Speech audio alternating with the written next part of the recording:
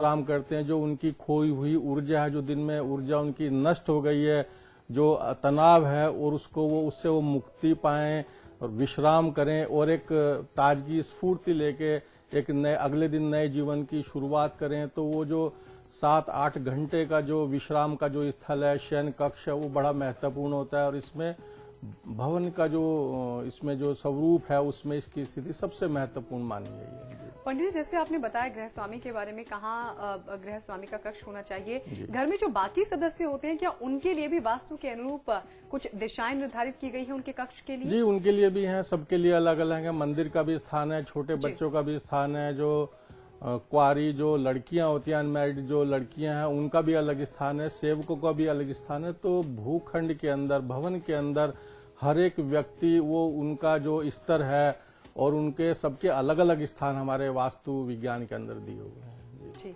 पंडित जी, पलंग की अगर बात की जाए तो पलंग की दिशा क्या होनी चाहिए घर के अंदर? देखिए, पलंग का जो स्थान, शयन कक्ष में पलंग सबसे महत्वपूर्ण विषय वस्तु है। पलंग हमेशा जो रखें उसको साउथ या वेस्ट कॉर्नर में, यानी कि दक्षिण या पश्चिम, या उसको नैत्रत में भी रखते हैं, साउथ वेस्ट के मध्य भाग में रख सकते हैं। पलंग की जो स्थिति है, पलंग बिल्कुल दीवार से सटा हुआ हो, जो उसका सिरहाना है, और दोनों उसके जो दोनों भाग हैं वो खाली हो, दोनों ओर का जो स्थान है वो खाली होना चाहिए। तो ये पलंग की स्थिति है। जी पंडित जी, इसके अलावा भी पलंग किसी भी कक्ष में लगाते समय, रखते समय कुछ बातों का ध्यान रखना चाहिए? इन्हीं बातों का ध्यान रखना चाहिए। जो पलंग है आपका, वो दीवार से, उसका जो सिरहाना है दीवार से सटा हुआ हो, दोनों जगह खाली हो।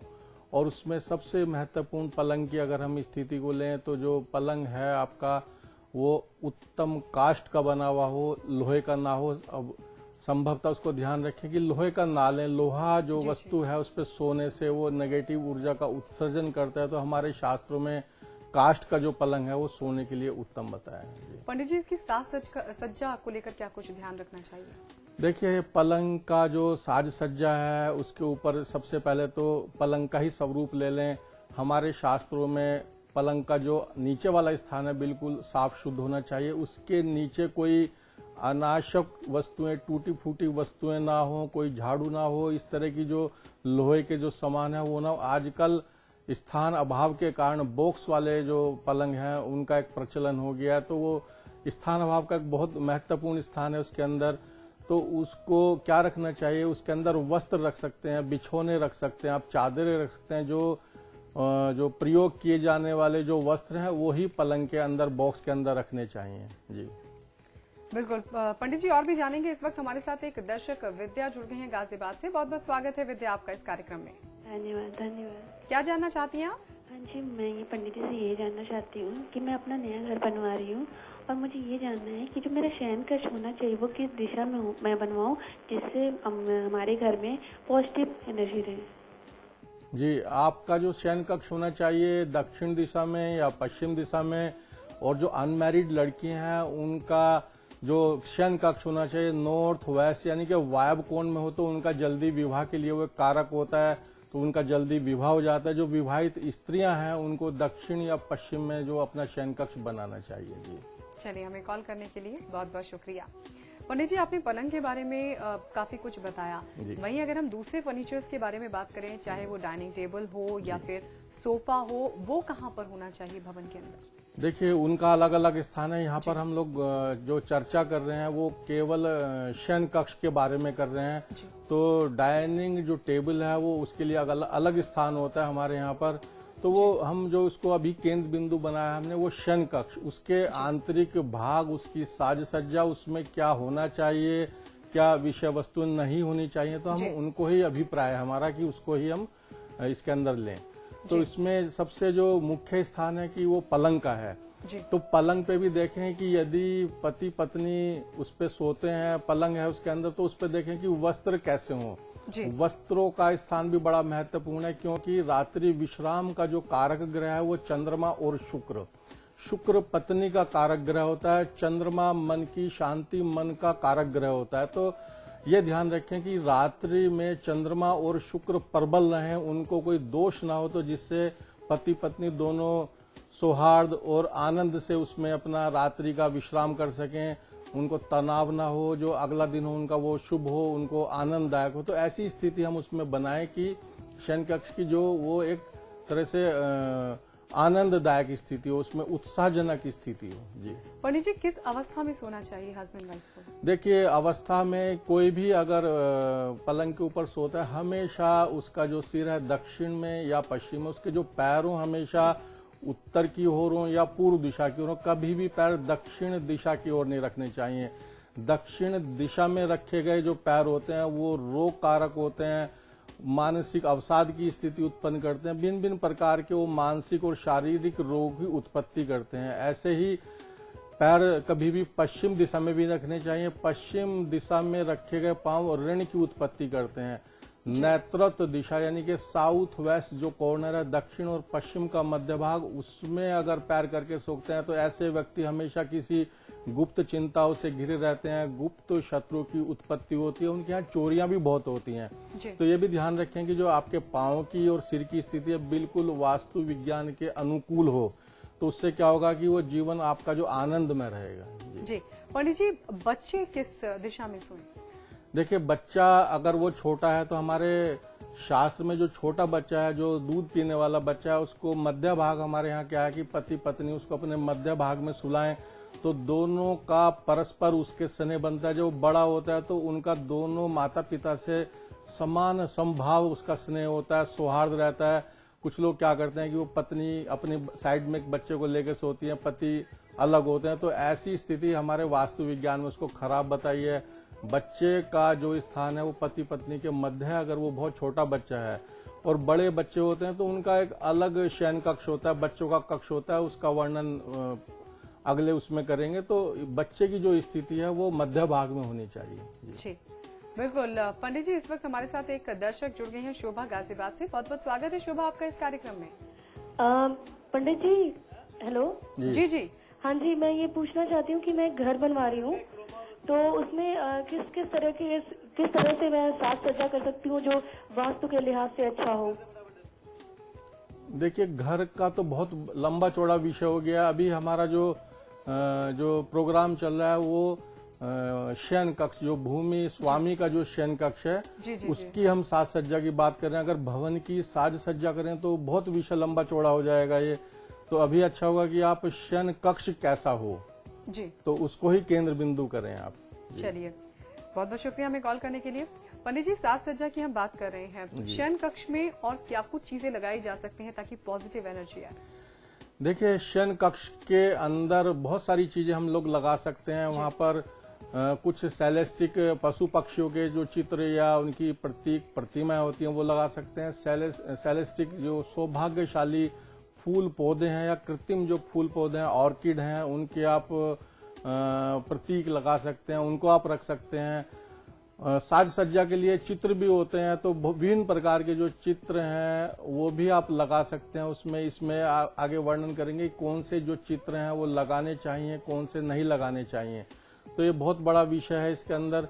तो साज सज्जा में अगर हम लें तो उसके अंदर उसको पॉजिटिव एनर्जी करने के लिए बहुत सारी वस्तुएं हैं, जैसे विंड चाइम्स हो गई, पर्दे हो गए, भिन्न भिन्न प्रकार के पर्दे हो गए, और उसमें बहुत सारे आपकी इस तरह की जो विषय वस्तुएं हैं, जैसे लाफिंग बुद्धा है वो भी आप लगा सकते हैं उसके अंदर।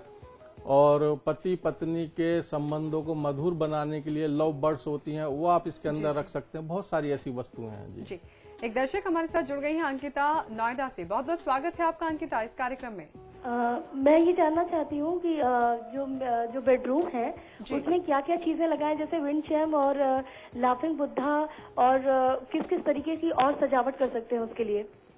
देखिए, उसमें आप लव बर्ड्स है वो लगा सकते हैं। एक सारस पक्षी होता है, क्रेन जो होते हैं, उनका आप पेयर रख सकते हैं, वो लगा सकते हैं। उसके अंदर भगवान कृष्ण और राधा की नृत्य शैली में जो चित्र होते हैं वो भी आप लगा सकते हैं। पर ध्यान रखें, कभी भी वो चित्र नहीं लगाने चाहिए मृत व्यक्तियों के। दूसरे जल से संबंधित, या जैसे डूबते हुए सूर्य हो गए, अस्त होते हुए सूर्य हो गए, या डूबते हुए जहाज हो गए, या ताजमहल हो गए, या भगवान शिव की जो नृत्य शैली में नटराज की मुद्रा है, उसके चित्रों को कभी भी शयन कक्ष में नहीं लगाना चाहिए। मृत व्यक्तियों के चित्रों को, भले ही वो आपके संबंधी हों, उनके चित्रों को शयन कक्ष में नहीं लगाना चाहिए। जी जी बिल्कुल पंडित जी।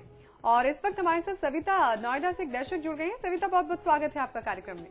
हाँ जी, सविता, क्या जानना चाहती हैं आप? मैं ये जानना चाहती हूँ कि मैंने अपने घर का अभी नया घर बनवाया है, तो मुझे ये जानना है कि मेरे बेड की डायरेक्शन क्या हो रूम में और उसका इंटीरियर में कैसा रखवाऊँ।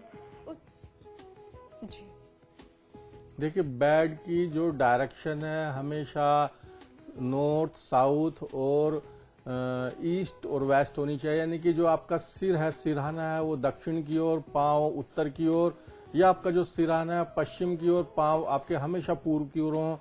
यदि ये संभव नहीं है तो उसको साउथ वेस्ट भी आप सिरहाना कर सकते हैं, यानी कि पैर जो है आपके वो ईशान की ओर हो। तो पलंग की सबसे अच्छी स्थिति ये होती है, पैर कभी भी दक्षिण की ओर नहीं होने चाहिए, पश्चिम की ओर नहीं चाहिए, और ना ही नैत्रत की ओर होने चाहिए। जी बिल्कुल, जो तमाम बातें पंडित जी ने बताई हैं। पंडित जी, आपसे ये भी जानेंगे कि इनको किस दिशा में रखना चाहिए शयन कक्ष में, लेकिन फिलहाल यहाँ रुक रहे एक छोटे से ब्रेक के लिए।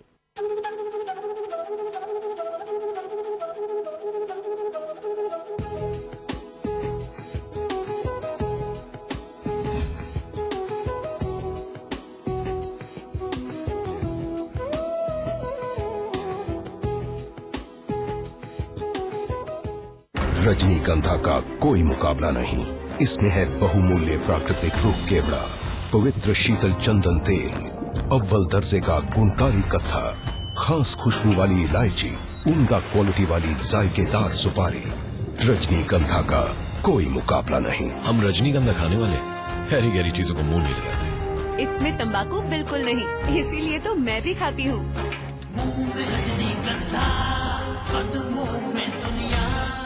बेहतरीन कंस्ट्रक्शन, कम price, luxurious facilities, excellent location और नेचर के पास। Shri Rajnigandha Greens Noida Extension, a quality product by Rajput Group of Companies.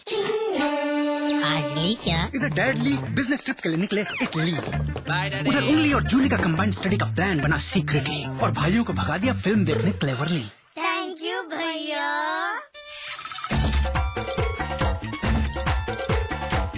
And then interestingly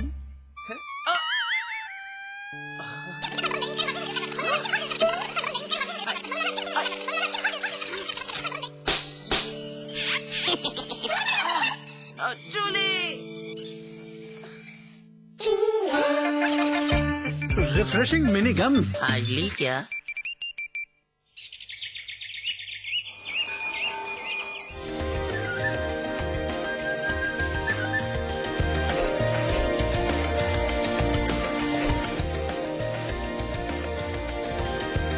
pentagon mall Haridwar Uttarakhand का सबसे बड़ा मॉल और मल्टीप्लेक्स निर्माता सुपरटेक।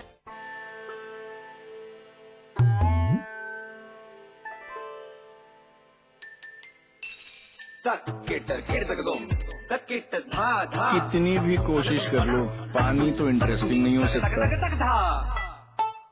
कैच पियोज, सादा पानी मत पिलाओ, जरा कैच पियोज तो मिलाओ। वाटरमेलन, रोज, ऑरेंज और बहुत सारे मजेदार फ्लेवर्स में। चलते चलते मेरे ये गीत याद रखना, कभी अलविदा ना कहना, कभी अलविदा ना कहना। रोते हंसते बस यूं ही तुम गुनगुनाते रहना। देखिए अधूरी दास्तां रात 8:30 बजे सिर्फ समाचार प्लस पर। सौंफ, इलायची, खजूर, सब एक से बढ़कर एक है, मगर कोई अपना बड़प्पन नहीं जताता। रहो हमेशा पास पास। हर कोई चाहता है रोग मुक्त जीवन। योग और आयुर्वेद से कैसे पाएं स्वस्थ तन और मन? क्या कहती है एक्सपर्ट की सलाह? देखिए आरोग्य, रविवार दोपहर 12 बजे सिर्फ समाचार प्लस पर। स्वाद बड़ी चीज है, स्वाद से बढ़कर कुछ नहीं। तुलसी सादा पान मसाला। हमारे सभी प्रबुद्ध दर्शक हमारे लिए बेहद महत्वपूर्ण हैं। अगर आप कोई खबर देना चाहते हैं या फिर अपनी राय बताना चाहते हैं तो समाचार+noida@gmail.com पर ईमेल कर सकते हैं। आप पत्राचार के जरिए भी संपर्क कर सकते हैं। हमारा पता है समाचार प्लस, उत्तर प्रदेश,